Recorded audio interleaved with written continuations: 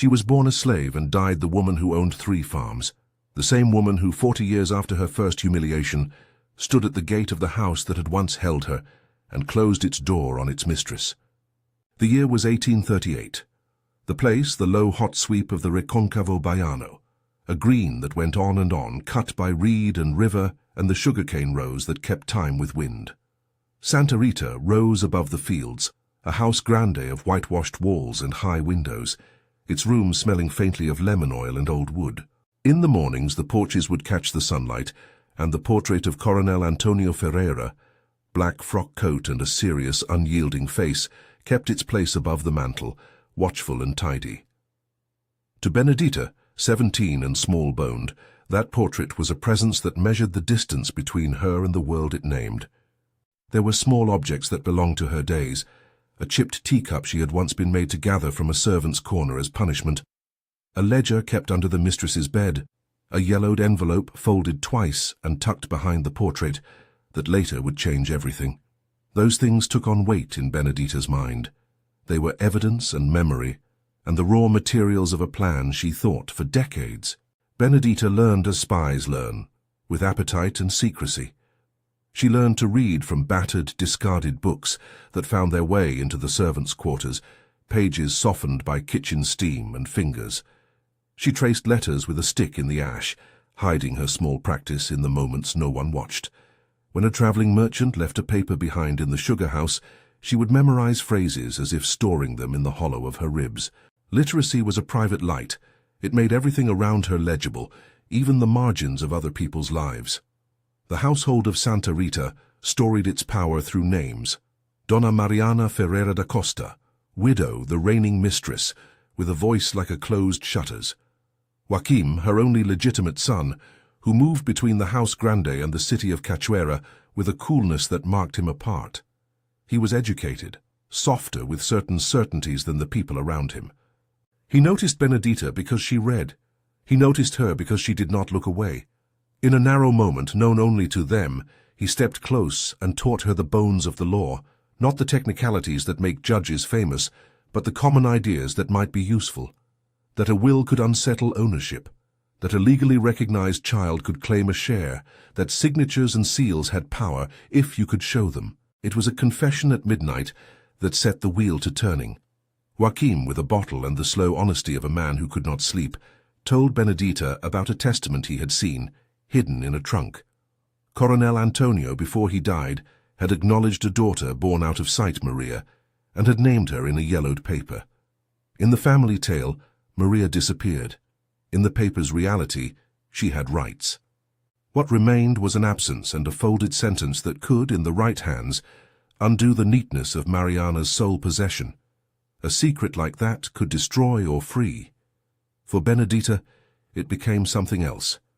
A hinge. It was not the close of months that mattered to her, but the long arc, the rehearsal of quiet steps that might one day open a door.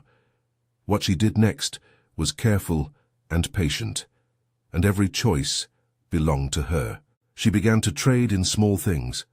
At the market in the shade of Cachoeira's chapel, she sold sweets and cassava cakes, passing coins from apron pocket to secret pocket with a steadiness that surprised no one less than herself. Markets, she learned, were rooms of rumor, a word, a gesture, a servant's apology for a misplaced silver spoon. Benedita listened and collected. She listened to women who had been with the house all their lives. She listened to a man who said he had seen a woman in a river town carrying a little girl. She saved small bribes and persuaded other servants to remember and to promise. There were nights she spent at the foot of the portrait, turning things over in her mind. The portrait seemed to look back with the same unchanging ambition as the man who sat in it. Behind its frame she imagined the envelope, the testament, like a hidden current. She began to tug at threads, a notation in the ledger where an entry did not match, a renamed parcel in a tax list, a mortgage bill from a visiting agent.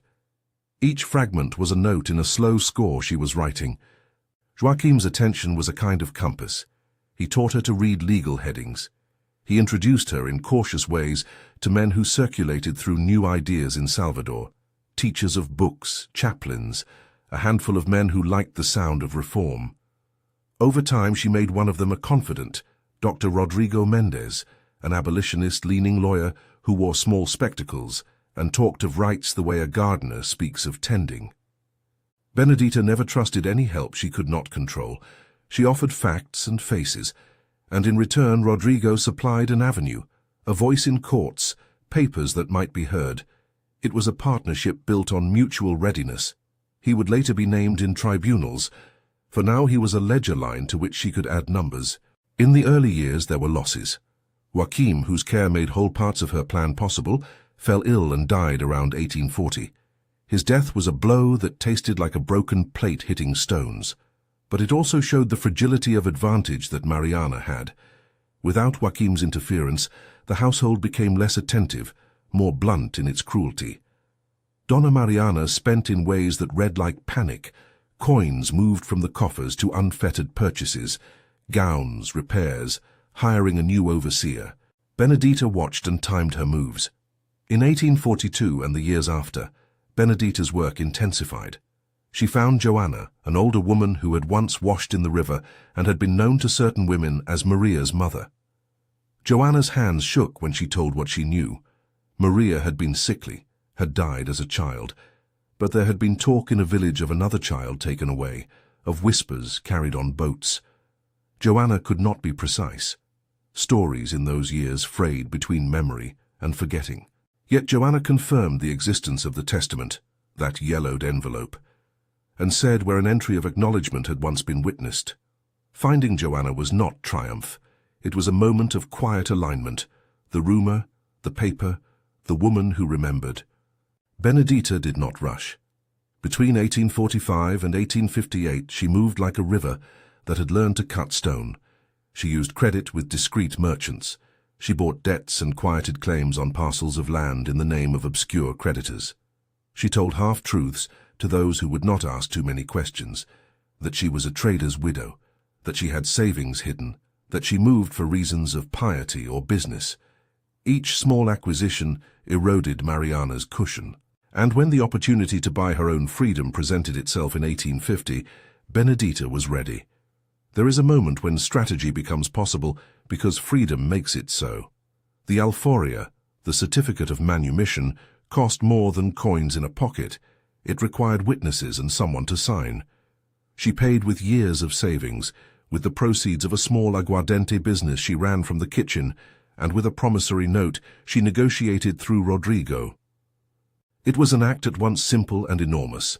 Once free, Benedita could move without the same constant fear, could carry papers openly, could sue and be sued in a way she could not, as chattel. That step changed the grammar of her life. The courtroom that followed was long in the telling.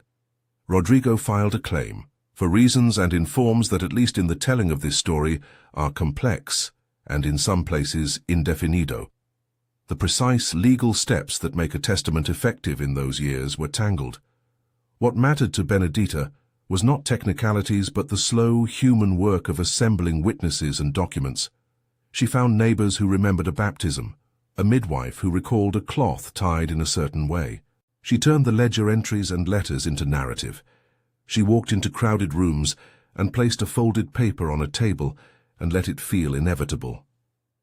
Those hearings drew out. Mariana, realizing the threat, spent and lacerated her attention on the wrong things.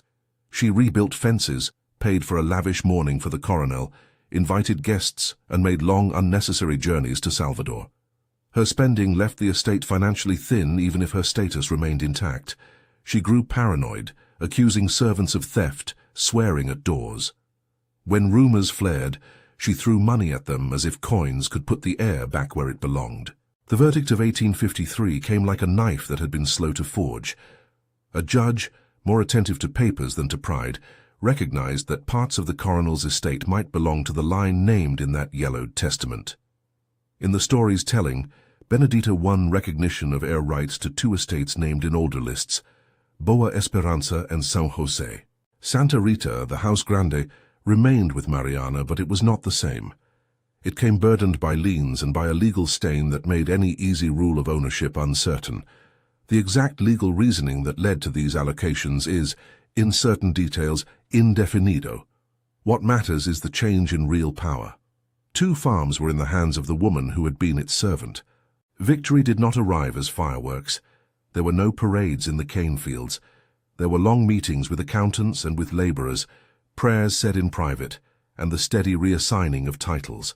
Benedita had to learn how to be an owner as much as she had learned to be discreet. She signed documents with a hand that had once been forced to polish a silver tray. She walked her fields and counted workers and made agreements with men who had been her supervisors in another shape. She chose not to be vengeful in petty ways. Where she could, she rewrote the contracts to offer paid days off, to end unreasonable punishments, to allow people to keep small patches of garden that would feed their families. Her rehabilitation of the land included the people upon it. But ownership alone was not enough to secure Mariana's removal. Benedita now applied the same patient logic to finance she had used to collect stories. Mariana had debts. There were mortgages recorded with a notary in Cachoeira and men in Salvador who held promissory notes. Benedita bought those notes quietly over the course of the 1850s, using credit and the income from the 2 farms she now controlled. She negotiated. She paid interest. She offered the kind of hard terms that a woman of hard experience could judge. The purchase of debt is in this story presented as a deliberate strategy, a way to put Mariana in a position where her own financial obligations would be the instrument of change. It is a tactic that could be explained in several legal ways. The precise mechanisms, as legal history might demand, are rendered in some parts as indefinido. The moral architecture is nonetheless clear. Power can be bought and rearranged by currency and contract as much as by force. On a morning heavy with heat in 1858, a carriage from Cachoeira carried an officer of justice and a notary up the lane to Santa Rita. The sky had the slow thickness of summer. The canes stood in ranks. For years the house had watched Benedita from across a field she now half owned. The portrait above the mantel had kept the coronel's face, while the room's occupants shifted like clouds. The officer had a paper with a seal and a pen that ordered things to change. There was no carnival of humiliation. The eviction was formal and legal and aching for everyone who had watched it unfold. Donna Mariana was asked to gather her belongings and move away from the house she had called her own. The scene was solemn. Benedita, in a plain dress of new fabric, stood with a little ledger in her hand. She watched the mistress walk out, watched her cross the yard, and mount a carriage that would take her to a small house she had rented in town, to a life of diminished status and less comfort. The keys turned, doors closed. The portrait still watched, now suspended between eras. This is not a story of revenge as spectacle. Benedita did not throw out the mistress with malice. She invoked the law and the instruments of credit she had learned to wield. Her victory was measured, not vengeful. She knew the damage that cruelty had done. She understood that to make power new was to use it carefully. So her first orders were not to expel those who had been enslaved, but to grant them a chance at work on terms they could choose. She freed the remaining people legally bound to the farms when she could, and where that was not immediately possible, she contracted them as paid laborers. She set up small wages, allowed access to plots for subsistence gardens, and insisted on measures that would prevent the return of the worst punishments that had been routine. She married within a circle that was part of her new life, not because marriage would balance a ledger, but because, after so many years of careful solitude, she wanted a family. Her children grew up on lands that had once been measured in the labor of others.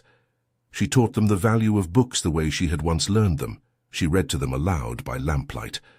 Her household became a place where freed people could learn trades, and where a small schoolroom existed for the children who gathered to sit at benches and trace letters.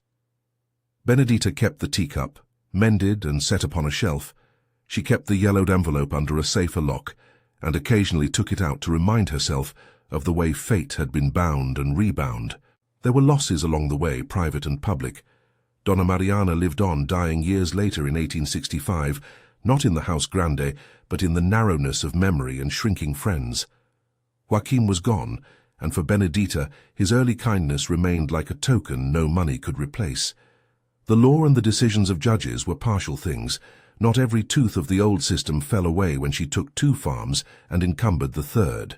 There were men who grumbled about a woman who had once been a servant, now hiring paid workers and issuing contracts. There were neighbors who whispered and counted wrongs, yet the people who had labored the fields found wages and a modicum of dignity they had not known before, and families that had been separated found ways to survive that were, at last, less brutal. She kept tallying years the way a steward counts harvests. 40 years, she thought, was a string long enough to pull a great garment loose. The arc that began in 1838, with a girl hiding letters in ash and learning to read in stolen moments, reached its clear turn in 1858 and then continued into the patient work of reform. She died in 1893, aged and full of the careful pride of someone who had learned how to translate suffering into change. Her death was not triumphant in the way a battle is. It was quiet, attended by family and by people who had known her as mistress and as benefactor. Men and women who had been born into the new arrangements worked on lands that, in her lifetime, had become something like a model. Less cruel, more orderly, conscious that moral repair takes not only law but constant attention. What remained after her death was more than acres and titles. The farms Boa Esperanza, São José, and a property tied to Santa Rita carried the seeds of a different economy. Workers kept small plots. Contracts were written in the plain hand Benedita insisted upon.